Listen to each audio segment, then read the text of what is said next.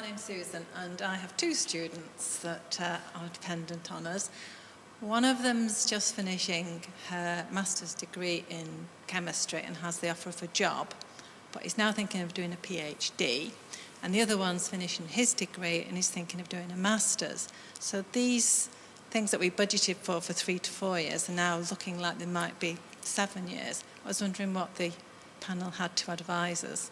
I'm sure it's not the case with your children, but I guess there are situations where people will be continuing in education, perhaps to put off entering the real world. I do think it's absolutely critical that it's affordable for you and is not putting your long-term financial future in jeopardy.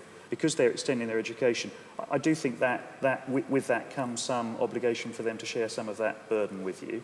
And I guess the nature of studying for a PhD, very intense though it is that you can mix that with some part-time work, and lots of people do. Does there come a point when you have to say to your children, that's it, I'm done helping you? Yes, that time comes when it starts to undermine your retirement.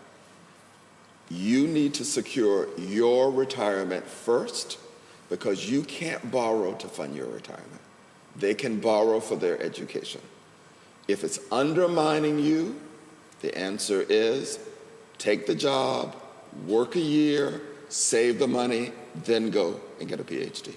There can be bursaries available that you can go out and look for. That can make a big difference. If you're doing a PhD or a master's degree, regardless of where you did your first degree, can you move back home? Can you mitigate some of the costs that way? But the one thing that I really would say is, does it have to be now?